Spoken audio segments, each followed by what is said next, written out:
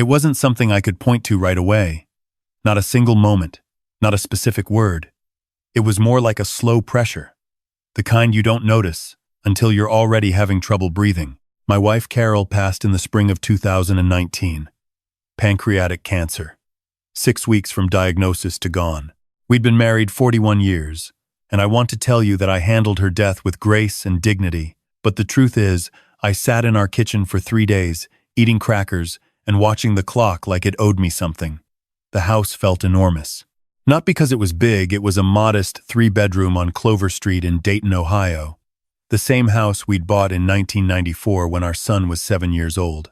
It felt enormous because she wasn't in it anymore. My son called every evening that first month.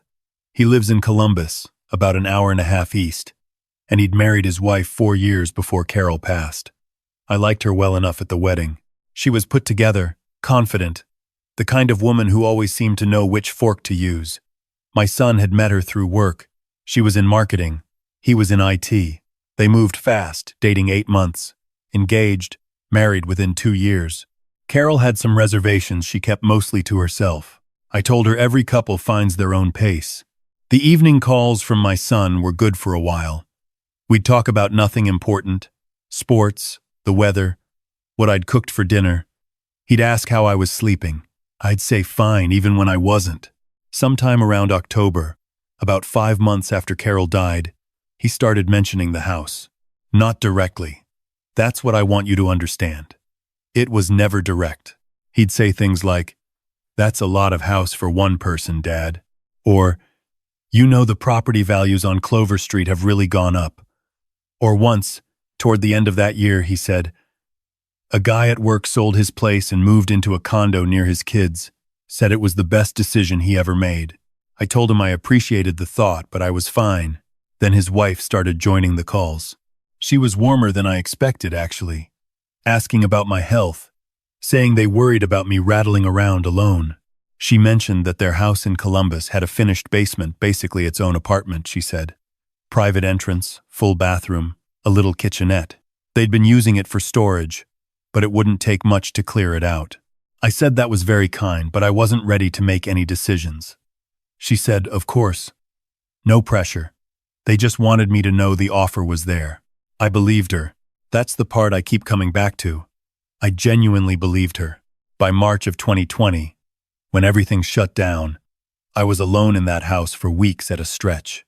My neighbor Roy would wave from across the street sometimes. My sister was in Arizona. I'm not going to pretend the isolation didn't wear on me, because it did. I was 67 years old, sleeping in a bed that still smelled faintly of Carol's shampoo, eating soup from a can, watching the news until 2 in the morning, when my son called in April and said, "Dad, just come stay with us for a while. We'll set up the basement, please." I said I'd think about it. I thought about it for 3 weeks. I made a list, which Carol always said was how I avoided making decisions. I looked at the list for a long time. Then I packed a bag and drove to Columbus. That first summer was genuinely nice. I want to be honest about that too. My son would grill on Saturdays. His wife made a rosemary chicken I still think about. They have 2 kids, a boy who was 9 at the time and a girl who was 6, and those grandchildren were the best thing in my life. The boy liked baseball. The girl liked dinosaurs with a level of passion that I found both impressive and slightly alarming. I took them to the park. I helped with homework. On rainy days, we'd build things out of cardboard boxes and tape. The basement apartment was exactly what they'd described. Private, quiet. I kept my own hours. My son and I watched football on Sunday afternoons. For the first time since Carol died, I didn't feel like I was disappearing. My son mentioned in August that I should think about selling the Clover Street house. He said the market was unusual, prices were up. It was a seller's moment, and holding on to an empty house was expensive when you factored in taxes and insurance and upkeep. He said the money from the sale could sit in my account earning interest, and that I clearly wasn't going back to Dayton to live. He wasn't wrong about any of that. I sat with it for a while. In October, I listed the house. It sold in 11 days for considerably more than I'd paid for it. After everything, the mortgage payoff, the realtor fees, the repairs I'd made before listing, I cleared about $240,000. I put it in my savings account. That was my money, mine and Carol's. The whole life we'd built together. Things shifted, and I want to be precise here, around February of the following year. My son and his wife sat down with me one evening after the kids were in bed. They had that energy couples have when they've rehearsed something. They told me they were looking at a bigger house, a neighborhood with better schools, and that the Columbus real estate market being what it was, they were about $30,000 short of the down payment they needed to feel comfortable. They weren't asking, my son said. They just wanted to be transparent because I was family and they didn't keep secrets. But the way he looked at me after he said that, I thought about it for a week. I thought about the grandchildren and the schools and the backyard my son described. I thought about how much Carol would have wanted those kids to have stability. I thought about $240,000 sitting in an account I wasn't using for anything in particular. I gave them $30,000. I told them it was a gift, not a loan. And I meant it. My son shook my hand, and his wife hugged me and said I was the most generous man she'd ever known. They found a house in Westerville. Beautiful neighborhood. 4 bedrooms, a real backyard, a finished attic. They moved in May. The basement arrangement transferred seamlessly. My space at the new house was actually nicer, a walkout unit with its own little patio where I could sit in the mornings with my coffee. I was contributing. That's the part I want to be clear about. I wasn't sitting there with my hand out. I bought groceries twice a week. Good groceries. The kind that stocked a full kitchen. I picked the kids up from school 3 days a week because my daughter-in-law's hours had gotten longer and my son's commute was unpredictable. I helped with the yard. When the dishwasher broke in September, I didn't say a word. I just called a repairman and paid for it. When the boy needed new cleats for baseball season and then again for fall soccer, I bought them. I was there. I was part of that house. My retirement income. I'd worked 30 years as an operations manager for a logistics company, and between my pension and Social Security, I was bringing in about $3,100 a month was mine. I used it for my own expenses. Gas. A dinner out sometimes. New clothes when I needed them. Doctor visits. I was not a burden. My son mentioned, casually, around November, that the mortgage on the new house was tighter than they'd expected. Interest rates. He didn't ask for anything. He just mentioned it. Then his wife mentioned it at dinner the following week. She mentioned that the utilities on the new house were higher than their previous place. Square footage, she said. Gas bills, especially in winter. She was matter-of-fact about it, conversational. I noticed she was looking at her plate when she said it. I started paying $300 a month toward utilities. Voluntarily. I brought it up myself and told them I wanted to help. My son said it wasn't necessary, and I said I wanted to. He said, "Thank you, Dad." His wife smiled her marketing smile. The $300 became $400 by February, when I offered to cover the cable and internet bill too, since I used it as much as anyone. In March, my daughter-in-law started handling my grocery runs through a shared account. She set it up and explained it was more efficient. She could order everything together, and it saved trips. Made sense on paper. I transferred $500 into the shared account each month for groceries.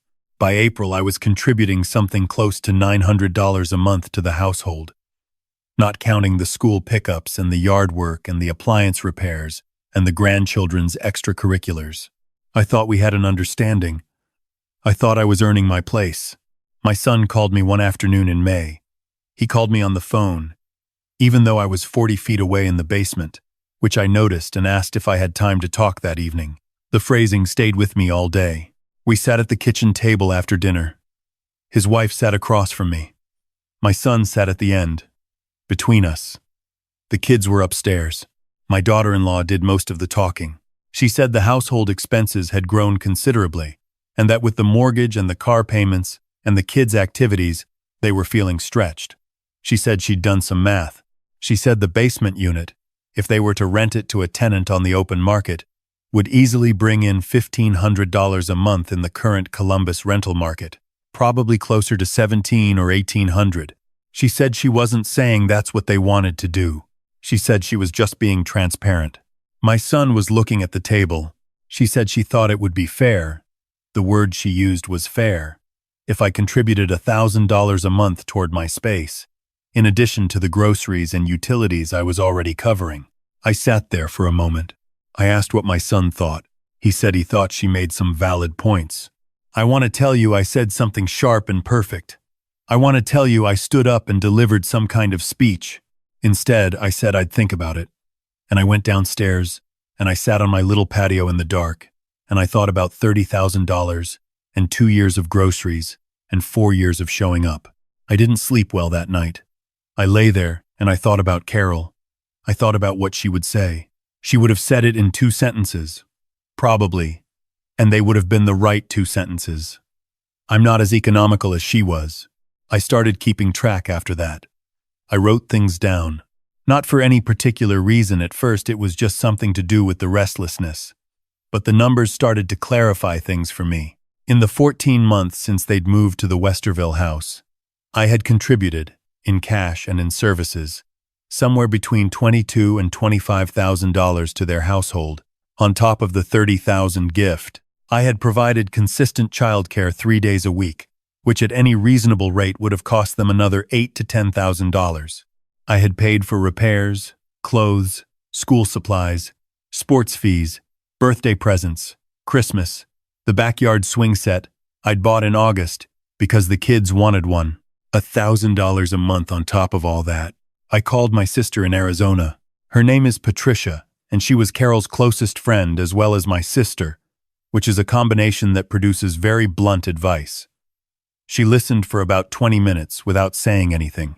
Then she said, "You know what they're doing, right?" I said I thought I did. She said, "Don't ask permission for things that are already yours." I let another week pass.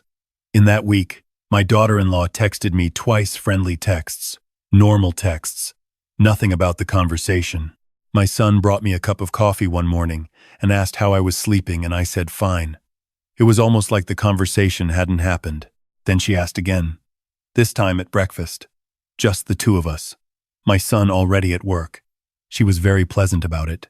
She poured my coffee and sat down and said she wanted to revisit the discussion because she felt like it had maybe landed wrong and she wanted to be clear that they appreciated everything I did.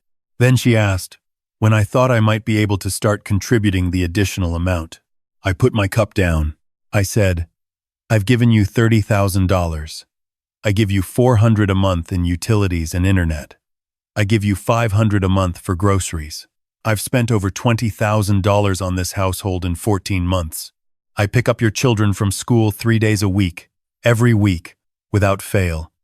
I do not owe you rent. She was quiet for a moment. Then she said she understood I'd done a lot and they were grateful, but that circumstances had changed and they needed to look at things practically.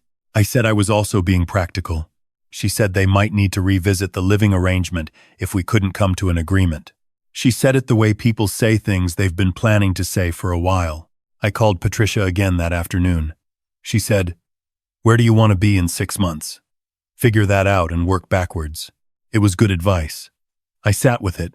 That evening I told my son I wanted to have a conversation. Just us. He looked like he'd been expecting it.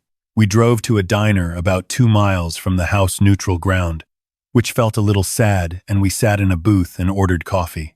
I told him I loved him. I told him I'd loved being close to the grandchildren and that nothing would change that. And then I told him that what had been asked of me was not fair. I laid out the numbers. All of them. My son is not a stupid man. He knew the numbers. He looked uncomfortable in a way that told me he'd known for a while and had been choosing not to say anything. He said his wife handled most of the finances. I said I understood that. I said it also wasn't relevant. He said she was under a lot of pressure. I said I was 68 years old and I'd been a widower for 3 years, and I'd sold my home and given him $30,000, and I was picking up his children from school 3 days a week, and if anyone at this table had been under pressure without complaint, I thought we both knew who that was. He didn't say anything for a long time. He stirred his coffee. He said, I know, Dad. Quiet. 2 words. I believe. He meant them. I told him I'd been thinking about my options. I'd spoken to a real estate agent. I did this without telling anyone and looked at 2-bedroom condos in the area. I had enough from the Clover Street sale, even after everything, to buy something outright. No mortgage. Mine. I told him I thought that was probably the right move. He looked like he was going to argue, and then he looked like he wasn't. He asked if I was angry. I thought about that. I said I wasn't angry the way people mean when they ask that. I was clear. There's a difference. Anger is what you feel when you're surprised. I hadn't been surprised in quite a while. I want to tell you what happened with my daughter-in-law after that, but the truth is there wasn't much of a scene. She was too controlled for scenes. When I told them both, together, that I'd be moving into my own place in 8 weeks, she said she was sorry to hear that and hoped it wasn't because of any misunderstanding. I said it wasn't a misunderstanding at all, and I let the silence sit there. Those 8 weeks were strange, polite and strange. She was cordial. My son was quieter than usual. The grandchildren didn't know anything was changing until about 2 weeks before I left, when I sat them down and explained that Grandpa was getting his own house nearby, which honestly I sold as exciting news because it was a nice condo in a complex with a pool, and the boy immediately asked if they could swim there, and I said absolutely. Anytime you want. I found a 2-bedroom condo in Dublin, about 12 minutes from their house.